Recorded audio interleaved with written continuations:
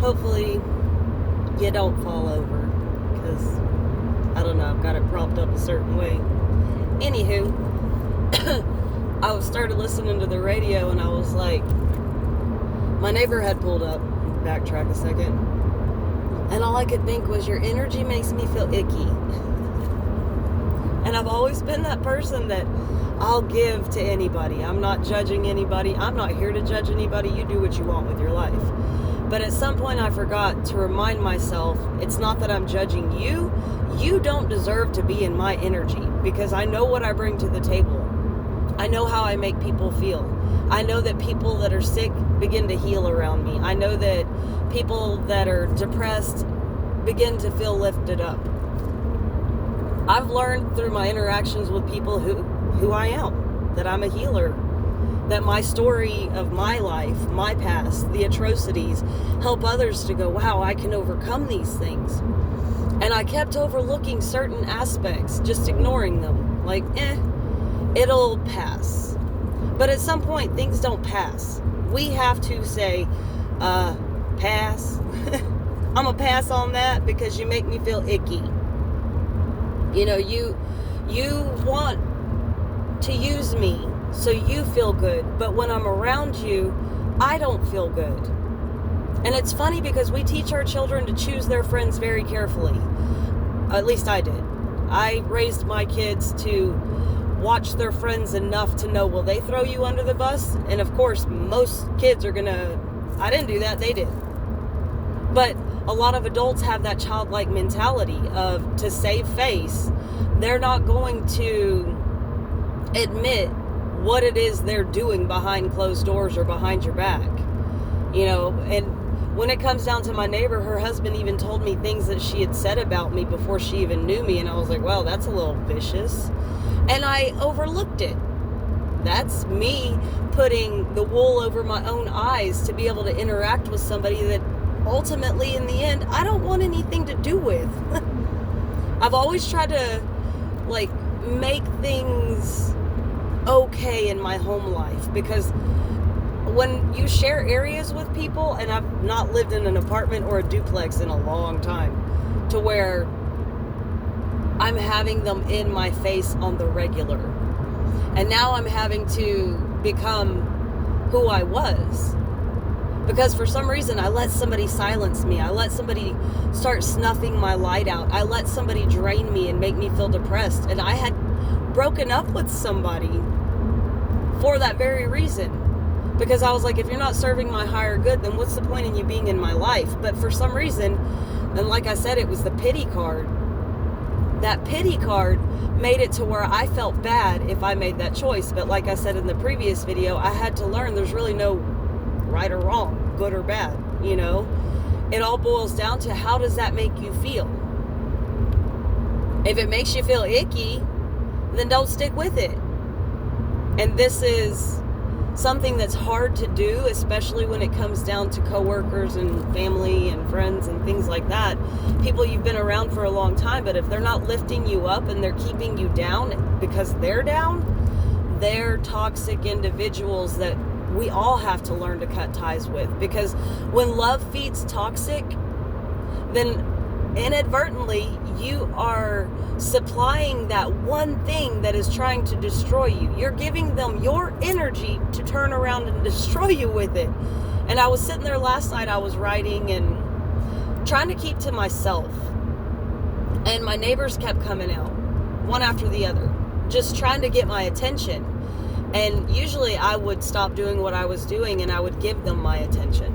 And these days it's more like, nope, I'm gonna do me and you do you. And I think a lot of times we get so wrapped up in the external world that we forget about our internal aspects of what we need to be working on for ourselves to get us to our higher self. And I understand not everybody is aiming to get to their higher self. I don't know why. And I guess because the same as when I wasn't aware of a spiritual side to myself, or my higher self that would help me open doors here in this world just by the energy in which I possessed. Because as I went off the other night about there being like an onion, an energy, and we're flowing through it, we have to realize that by what we're allowing into our lives, that's what's going to affect where we're at on the spectrum. If we get to a point to where we allow toxic people to keep coming in, then we bind ourselves. We willingly give them the power to come along and say, you know what, I'm worth more than you for whatever reason. Because I'm struggling with an illness, because I'm giving you my pity card, because I've been through hell and nobody was there with me. Well, so have I. I had to actually fight to get out of it and bring my 2 children and my dog along and help them to heal from it, in a sense that they could begin to look at life and go, okay, this is worth living. There's more to it than the moments I've been through. I didn't come this far to stop. And then there's more that is to come. And I have to keep remembering that where I'm at, the people I know, they're not all the people I'm ever going to meet in my life. And for some reason, I used to stand up for myself. It was easier when I was in a toxic environment. And I guess because that individual I was with didn't want me to have friends. So it was easily excusable in the sense that, okay, well, he doesn't like them and he's creating chaos. So I'm going to leave it at that, and I'm just going to keep being alone for the rest of my life. Sorry, figured that might happen at some point. I'm going to leave everyone alone and I'm just going to sit here miserable and stare at the wall. And it was only when I took that toxic person out of my life that I allowed myself to go, okay, now I have to make the choices. There was no longer an excuse as to why I didn't hang out with certain people anymore. And it's funny, when the power was put in my hands, the choices over my life were given to me, it became harder to make the choices for myself because I had only known a toxic environment. I had accepted it. I didn't see that the world around me was actually a lot more toxic than what it was, because I always gave people the benefit of the doubt. I always said, okay, everyone has good in them. If I seek that in them, then it will come out of them. And I have started seeing the truth that that's not how this works. That I have to see the truth in who they are. And then I have to put up boundaries to say, no, you have encroached on my time, my space, and my energy far too much. And you have drained the living energy out of me. And I had to realize who was doing it. And it's funny, like I said, it took somebody new coming along for me to remember who I was and what I stood for. And a lot of this has been sleeping within me for quite a while, because when it comes to family, we don't want to push certain boundaries with them because they're family. But then, as I've reminded in several videos, that family's not always blood. So we can actually build a different kind of family outside that's not something that we were born into, rather it's something we collect. So when we start collecting those toxic aunts and uncles, they're not really your aunts and uncles, but people that are on that level, or that range, age range is what I'm saying. When we start allowing certain people into our family, our space, our time, our energy, then we're going, here's your pass. But at some point you have to realize you have to revoke that pass, because that individual is draining you. And I am at a crossroads at this moment, knowing that it's time to cut those ties. But then still the loving side of me goes, but I don't want to hurt anybody's feelings. And then the other side of me is like, but they're hurting yours daily. And it's not even petty or retaliatory. It is that sense that I've got to do what's good for myself and my daughter because she's in the house with me. I've got to do what's best for my son because he relies on me.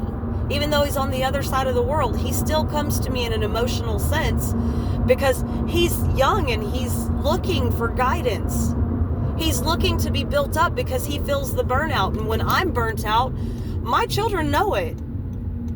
I hide it very well from the rest of the world. I can just, I'm fine, thank you, and go on my way. But when you're in close habitation with individuals, they begin to realize that what's going on with you, because they see a different side of you. You're no longer giving to them in that loving manner. You're now lashing out a little bit more than you would have, not because you want to, but because you don't have the energy to deal with the extra issues that come into your life that aren't even your problems. And that's the hardest part, because I've always been a fixer. And at this moment, I have allowed myself to put energy and time into so many other people that don't want to be fixed. They want sympathy. They want pity. They want you to be there, or me in this sense, for their every beck and call. Oh, I'm sad. Listen to me.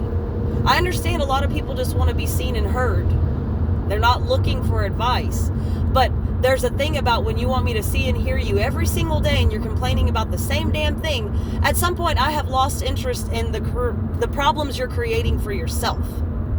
Because there's habits you can change that can heal you. Especially when you're dealing with an illness and all you do is eat unhealthy food. Don't come to me and talk to me about your illness. Join a gym. Change your diet. Stop doing certain things. Learn to deal with other people's issues a little bit differently, and stop taking on everything as if it's going to make you a better person because you're doing it. Because it's very simple. It comes down to, are you doing it with an open heart, or are you doing it for clout? Are you doing it because you want the world to look at you? Because all the little things that I've noticed that I've ignored are now just like in my face, and I'm going, wow. You do a certain thing and then you turn around and tell me, see, I have a good heart. Well, good for you, because a lion doesn't tell you it's a lion. It just is what it is. Just like a good heart doesn't go around and say, hey, I did this, so see, I'm a good person. When you're doing it genuinely from the heart, you're doing it and no one even has to know about it.